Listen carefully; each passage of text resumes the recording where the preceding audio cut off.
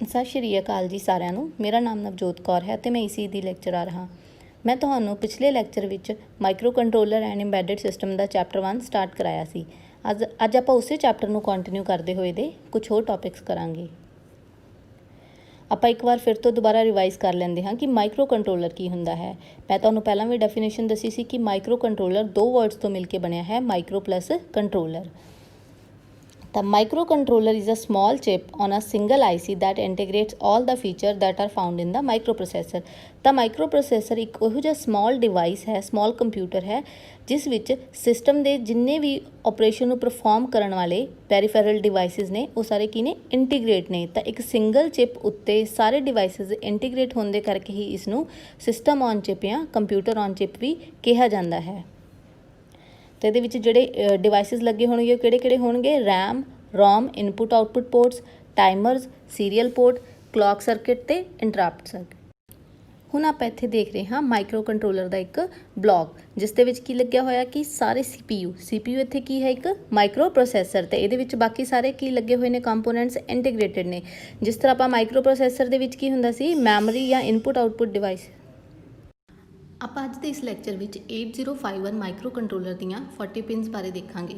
ਇਹਨਾਂ ਵਿੱਚੋਂ total 32 PIMS sets ਵਿੱਚ ਬਣੀਆਂ ਹੋਣਗੀਆਂ।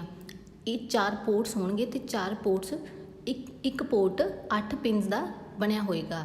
ਤਾਂ ਮਤਲਬ ਟੋਟਲ 32 ਪਿੰਸ ਹੋ ਗਈਆਂ। P0 ਇਹਦੇ 4 ਪੋਰਟਸ ਨੇ, P0, P1, P2, P3।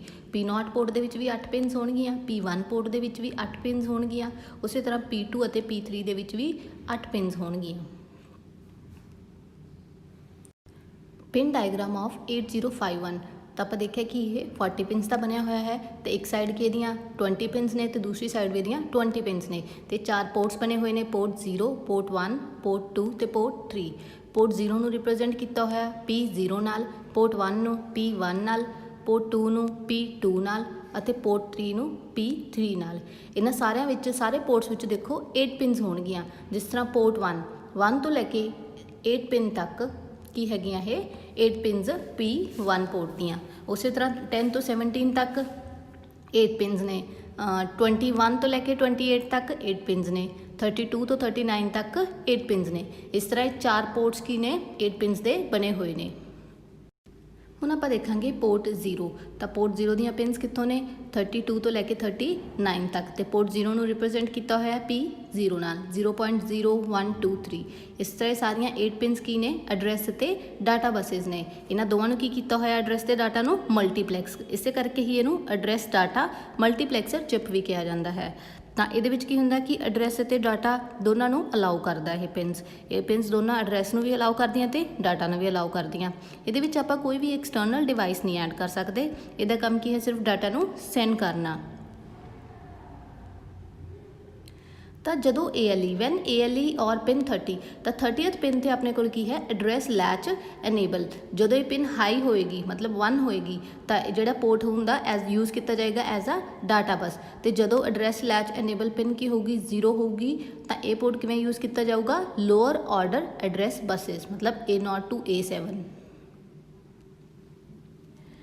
Next ਹੈ ਆਪਣੇ ਕੋਲੇ ਪੋਰਟ 1। ਤਾਂ ਪੋਰਟ 1 ਦੀਆਂ ਪਿੰਸ ਕਿੱਥੋਂ ਨੇ? 1 ਤੋਂ ਲੈ ਕੇ 8 ਤੱਕ। ਇਹਨੂੰ ਰਿਪਰੈਜ਼ੈਂਟ ਕਰਦੇ ਹਾਂ ਆਪਾਂ P1 ਦੇ ਨਾਲ, 1.0, 1.1। ਤਾਂ ਪੋਰਟ 1 ਦਾ ਹੁਣ ਦੇਖਾਂਗੇ ਕੀ ਕੰਮ ਹੈ। ਤਾਂ ਇਹ ਸਿਰਫ ਇਨਪੁਟ ਆਊਟਪੁੱਟ ਪੋਰਟ ਦਾ ਹੀ ਕੰਮ ਕਰਦਾ ਹੈ, ਐਕਸਟਰਨਲ ਕਨੈਕਸ਼ਨ ਕੋਈ ਵੀ ਪ੍ਰੋਵਾਈਡ ਨਹੀਂ ਕਰਦਾ। ਤਾਂ ਇਹ ਹੁੰਦਾ ਹੈ ਸਿਰਫ ਡਾਟਾ ਨੂੰ ਟ੍ਰਾਂਸਫਰ ਕਰਨ ਲਈ, ਇਹਦਾ ਹੋਰ ਕੋਈ ਵੀ ਕੰਮ ਨਹੀਂ ਹੁੰਦਾ। ਠੀਕ ਹੈ, ਇਹਨੇ ਕੀ ਕਰਨਾ? ਸਿਰਫ ਜਾਂ ਤਾਂ ਐਜ਼ ਅ ਇਨਪੁਟ ਵਰਕ ਕਰਨਾ ਜਾਂ as a output pin work ਕਰਨਾ। ਤਾਂ ਇਸੇ ਆਪਣੇ ਕੋਲੇ ਪੋਰਟ 1। ਪੋਰਟ 2 ਦੇਖਾਂਗੇ ਆਪਾਂ ਪਿੰਸ 21 ਤੋਂ ਲੈ ਕੇ 28 ਤੱਕ। ਇਹ ਵੀ ਕੀ ਨੇ? 8 ਪਿੰਸ ਨੇ। ਇਹ ਕੀ ਕੰਮ ਕਰਦੇ ਨੇ? ਇਹਨਾਂ ਨੂੰ ਆਪਾਂ P2 ਨਾਲ ਡਿਨੋਟ ਕੀਤਾ ਹੋਇਆ ਹੈ। ਠੀਕ ਹੈ, ਤਾਂ ਇਹ ਕੀ ਹੁੰਦੀਆਂ? ਇਹ ਵੀ ਕੀ ਹੁੰਦੀਆਂ? ਐਡਰੈਸ ਨੂੰ ਕੀ ਕਰਦੀਆਂ? ਫਲੋ ਕਰਦੀਆਂ। ਇਹਨਾਂ ਦੇ ਵਿੱਚ ਐਡਰੈਸ ਫਲੋ ਕਰਦਾ। ਬਟ ਇਹ ਕੀ ਕਰਦੀਆਂ? ਉੱਪਰ ਵਾਲਾ ਜਿਹੜਾ ਆਪਣੇ ਕੋਲੇ ਪੋਰਟ 0 ਸੀ ਉਹ ਲੋਅਰ ਐਡਰੈਸ ਬੱਸਿਸ ਲਈ ਸੀ, ਬਟ ਇਹ ਕਾਹਦੇ ਲਈ ਆ? ਹਾਇਰ ਆਰਡਰ ਐਡਰੈਸ ਬੱਸਿਸ ਦੇ ਲਈ। ਬਸ ਇਹਦਾ ਸਿਰਫ ਇੰਨਾ ਕੰਮ ਹੈ ਕਿ ਐਕਸੈਸ ਕਰਦਾ ਹਾਇਰ ਆਰਡਰ ਐਡਰੈਸ ਬੱਸਿਸ ਨੂੰ। ਤੇ ਇਹ ਵੀ ਕੀ ਹੁੰਦਾ? ਇੱਕ ਇਨਪੁਟ ਆਊਟਪੁੱਟ ਪੋਰਟ ਹੁੰਦਾ। Port 2 includes port which can be configured as input output pins। ਤੁਹਾਨੂੰ ਹੁਣੇ ਦੱਸਿਆ ਕਿ ਇਹਦਾ ਕੀ ਕੰਮ ਹੈ? ਸਿਰਫ ਇਨਪੁਟ ਆਊਟਪੁੱਟ ਪਿੰਸ ਹੁੰਦੀਆਂ ਨੇ। ठीक है, but this is only possible when we do not use any external memory. If we use external memory then these pins will work as a high order address buses। ਤਾਂ ਇਹਦੇ 'ਚ ਆਪਾਂ ਜਦੋਂ ਤੱਕ एक्सटर्नल memory नहीं use करते ਉਦ तक ਇਹ इनपुट आउटपुट पिन्स का काम करदियां ने, पर ਜਦੋਂ ਆਪਾਂ एक्सटर्नल memory यूज करते हैं ਤਾਂ ਇਹ पिन की एक्सेस करनगियां हाई ऑर्डर एड्रैस बसेस ਨੂੰ। नैक्सट है अपने को पोर्ट 3। तो पोर्ट 3 ਨੂੰ ਕਿਹਦੇ ਨਾਲ ਰਿਪਰੈਜ਼ੈਂਟ ਕੀਤਾ P3 ਦੇ ਨਾਲ, P3.0123 ਇਹ ਹੈਗਾ ਆਪਣੇ ਪਿਨ 10th ਤੋਂ ਲੈ ਕੇ 17 ਤੱਕ। ਹੁਣ ਦੇਖਾਂਗੇ ਇਹਦੇ 'ਚ ਸਾਰੀਆਂ डिफरेंट पिन्स ने, तो इन्हां सारिਆਂ ਦੇ ਕੀ ਹੈ डिफरेंट ਕੰਮ ਹੈ। ਸਭ ਤੋਂ ਪਹਿਲਾਂ ਆਪਾਂ ਦੇਖਾਂਗੇ 10th पिन। ਤਾਂ 10th पिन ਤੇ ਕੀ ਹੈ RxD, ਤੇ ਇਹਦਾ ਮਤਲਬ ਕੀ ਹੁੰਦਾ ਯੂਜ਼ ਕੀਤੀ ਜਾਂਦੀ ਪਿਨ ਫॉर ਰਿਸੀਵਿੰਗ ਡਾਟਾ। ਤੇ ਕੀ ਹੁੰਦੀ ਹੈ ਐਕਟਿਵ ਹਾਈ ਪਿਨ। ਜਿਸ ਤਰ੍ਹਾਂ ਆਪਾਂ ਰਿਸੀਵ ਕਰਨਾ ਡਾਟਾ ਕੀਬੋਰਡ ਤੋਂ, ਤਾਂ ਕੀਬੋਰਡ ਤੇ ਆਪਾਂ ਕੁਝ ਵੀ ਟਾਈਪ ਕਰ ਰਹੇ ਹਾਂ ਤਾਂ ਉਹ ਕੀ ਹੋ ਰਿਹਾ ਮਾਈਕਰੋ ਕੰਟਰੋਲਰ ਚਿਪ ਨੂੰ ਕੀ ਮਿਲ ਰਿਹਾ ਡਾਟਾ ਮਿਲ ਰਿਹਾ, ਇਨਪੁਟ ਮਿਲ ਰਿਹਾ, ਤੇ ਇਹਨੇ ਡਾਟਾ ਨੂੰ ਕੀ ਕਰਨਾ ਰਿਸੀਵ ਕਰਨਾ। ਸਿਮਿਲਰਲੀ ਆਪਣੇ ਕੋਲੇ 3.1 ਪਿਨ, ਤਾਂ ਇਹ ਕੀ ਹੈ TXT ਦਾ ਮਤਲਬ ਹੈ ट्रांसमिशन डाटा एट आउटपुट। जिस तरह आप LED ते की देखते हैं आउटपुट देखते हाँ। तो नैक्सट अपने को पिन्स ने 12 ते 13, तो ये किहड़ियां पिन्स ने इंटरप्ट पिन्स। तो ये की है इंटरप्ट 0 ते इंटरप्ट 1। फिर आप देखेंगे कि इंटरप्ट का की मतलब होंदा है।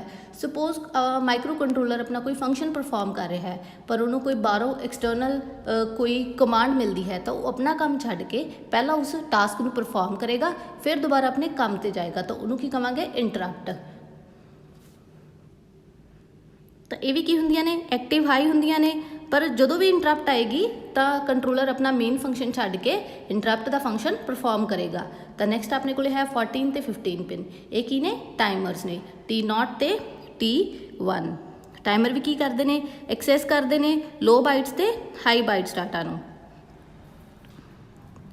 नैक्सट है अपने को 16 ते 17 पिन। तो यह सिंपल पिन्स ने रीड ते राइट फंक्शन परफॉर्म करने लई। तो इन्हां नूं की कहंदे ने कंट्रोल सिग्नल्स ने। ਜਿਹੜੀਆਂ पोर्ट 10 ਤੇ 11 है ਇਹ ਕਦ ਲਈ यूज़ ਕੀਤੀਆਂ ਜਾਂਦੀਆਂ ਨੇ सीरीयल कम्युनिकेशन ਲਈ। तो इसे करके इन्होंने की कहते हैं सीरीयल कम्युनिकेशन सिग्नल्स भी कहते हैं। तो नैक्सट अपने को है इंटरप्ट्स T0 ते T1 नूं की कहते हैं टाइमर्स। तो 16 ते 17 पिन ते की है रीड ते राइट, इन्हां नूं की कहांगे आपां कंट्रोल सिग्नल्स।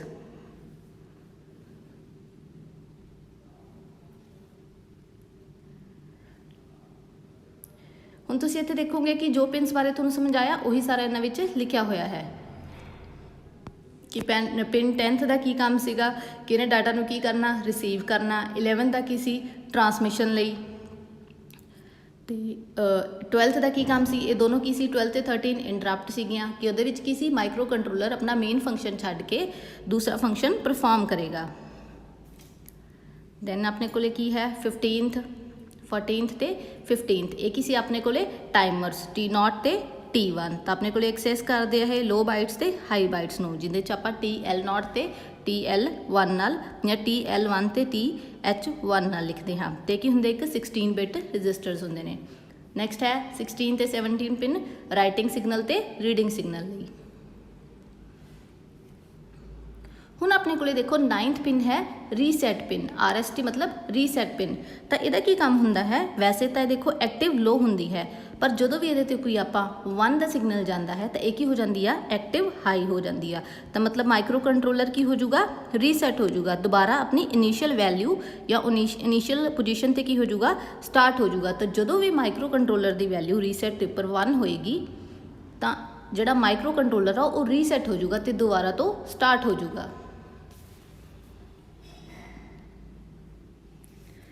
नैक्सट अपने को है 18 ते 19 पोर्ट। तो ये पोर्ट ने XTL मतलब X का मतलब होंगे एक्सटर्नल, एच की है क्रिस्टल बने हुए ने। ठीक है, तो अपने को की लगे हुए हैं एक्सटर्नल क्रिस्टल्स लगे हुए हैं दो जोड़े कनैक्टेड ने इन्होंने पिन्स नाल। ते ये की प्रोवाइड करते हैं सिस्टम में एक क्लॉक प्रोवाइड करते हैं। तो इन्होंने जो क्रिस्टल लग्या होया वो की है क्वार्ट्ज क्रिस्टल। तो क्रिस्टल इन्होंने की काम होगा ये की करेगा ऑसिलेशंस प्रोड्यूस करेगा, तो एक एक्सटर्नल क्लॉक प्रोवाइड करेगा सिस्टम में। तो एक ही ने X2 and X1 pins are input output pins for the oscillator. तो की ने इनपुट आउटपुट पिन्स ने ऑसिलेटर्स दियाँ। ऑसिलेटर्स का की काम है ऑसिलेशंस नू प्रोड्यूस करना। पिन 20 ਤੇ ਕੀ ਹੈ ਹੁਣ ਦੇਖਾਂਗੇ ਆਪਾਂ ਗਰਾਊਂਡ ਪਿਨ ਹੈ। ਇਹ ਕੀ ਕਾਹਦੇ ਨਾਲ ਕਨੈਕਟਡ ਹੈ? ਇਹ ਗਰਾਊਂਡ ਨਾਲ ਕਨੈਕਟਡ ਹੈ। ਨੈਕਸਟ ਹੈ ਆਪਣੇ ਕੋਲੇ ਪਿਨ 29 PSEN ਤੇ ਇਹਦਾ ਮਤਲਬ ਕੀ ਹੁੰਦਾ? Program store enable pin. ਤਾਂ ਇਹ ਕਾਹਦੇ ਲਈ ਯੂਜ਼ ਕੀਤੀ ਜਾਂਦੀ ਹੈ? It is use to read the program from external memory. ਤਾਂ ਇਹ ਕੀ ਇਹਦਾ ਕੀ ਕੰਮ ਹੈ? ਇਹ ਪ੍ਰੋਗਰਾਮ ਨੂੰ ਰੀਡ ਕਰਦੀ ਆ ਐਕਸਟਰਨਲ ਮੈਮਰੀ ਦੇ ਨਾਲ, ਮੈਮਰੀ ਤੋਂ। ਠੀਕ ਹੈ। This pin is used to enable external program memory. If we use an external ROM for storing the program, then logic 0 appears on it, which indicates microcontroller to read data from the memory. ਤਾਂ ਮਤਲਬ ਜਦੋਂ ਵੀ ਇਹਦੇ ਤੇ logic 0 appear ਹੋਏਗਾ ਤਾਂ external memory ਤੋਂ ਕੀ ਕਰੇਗੀ? Data ਨੂੰ ਰੀਡ ਕਰੇਗੀ। ਨੈਕਸਟ ਆਪਣੇ ਕੋਲੇ 30th ਪਿਨ ਹੈ ਐਡਰੈਸ ਲੈਚ ਇਨੇਬਲ। ਤਾਂ ਇਹ ਕੀ ਹੈ? ਇੱਕ ਐਕਟਿਵ ਹਾਈ ਆਊਟਪੁੱਟ ਸਿਗਨਲ ਹੈ। ਤਾਂ ਇੱਕ ਹੁੰਦਾ ਮਲਟੀਪਲ ਮੈਮਰੀ ਚਿਪਸ ਹੁੰਦੀਆਂ ਨੇ, ਇਹ ਕੀ ਕਰਦੀ ਉਹਨਾਂ ਨੂੰ ਡਿਸਟਿੰਗੁਇਸ਼ ਕਰਦੀ ਹੈ। ਤਾਂ ਇੱਕ ਤਰ੍ਹਾਂ ਦਾ ਇਹ ਡੀਮਲਟੀਪਲੈਕਸਰ ਦਾ ਕੰਮ ਕਰਦੀ ਆ। ਤਾਂ ਮਤਲਬ ਇਹ ਆਪਣੇ ਕੋਲੇ ਐਡਰੈਸ ਬੱਸਿਸ ਅਤੇ ਡਾਟਾ ਬੱਸਿਸ ਨੂੰ ਸੈਪਰੇਟ ਕਰਨ ਦਾ ਕੰਮ ਵੀ ਕਰਦੀ ਹੈ। ਤਾਂ ਇਹ ਸੀ ਆਪਣੇ ਕੋਲੇ 30th ਪਿਨ। ਨੈਕਸਟ ਹੈ ਆਪਣੇ ਕੋਲੇ 31st ਪਿਨ। ਤਾਂ ਕੀ ਹੈ? EA ਮਤਲਬ ਕੀ ਹੈ ਇਹਦਾ? ਇਨੇਬਲ ਪਿਨ ਹੁੰਦੀ ਹੈ। ਤਾਂ ਇਹਨੂੰ ਕੀ ਕਹਿੰਦੇ ਨੇ? ਐਕਸਟਰਨਲ ਐਕਸੈਸ ਪਿਨ ਵੀ ਕਹਿੰਦੇ ਨੇ। ਤਾਂ ਇਹ ਕਾਹਦੇ ਲਈ ਯੂਜ਼ ਕੀਤੀ ਜਾਂਦੀ ਹੈ? It is use to enable or disable the external memory interface. ਤਾਂ ਇਹ ਐਕਸਟਰਨਲ ਮੈਮਰੀ ਇੰਟਰਫੇਸ ਨੂੰ ਇਨੇਬਲ ਜਾਂ ਡਿਸੇਬਲ ਕਰਨ ਲਈ ਯੂਜ਼ ਕੀਤੀ ਜਾਂਦੀ ਹੈ। ਤਾਂ ਇਹ ਪਿਨ ਕੀ ਇੰਡੀਕੇਟ ਕਰਦੀ ਆ? ਕਿ ਪ੍ਰੋਗਰਾਮ ਜੋ ਰੋਮ ਦੇ ਵਿੱਚ ਸਟੋਰ ਹੋਇਆ ਉਹਨਾਂ ਦੇ ਕੋਡਸ ਨੂੰ ਕੀ ਕਰਦੀ ਹੈ? ਇਹ ਐਕਸੈਸ ਕਰਦੀ ਹੈ। ਤਾਂ ਲਾਸਟ ਪਿਨ ਆਪਣੇ ਕੋਲੇ ਕੀ ਹੈ? VCC। ਤਾਂ ਇਹ ਕਿਹਦੇ ਲਈ ਯੂਜ਼ ਕੀਤੀ ਜਾਂਦੀ ਹੈ? ਇਹ ਇੱਕ ਪਾਵਰ ਸਪਲਾਈ ਦੇ ਲਈ ਯੂਜ਼ ਕੀਤੀ ਜਾਂਦੀ ਹੈ।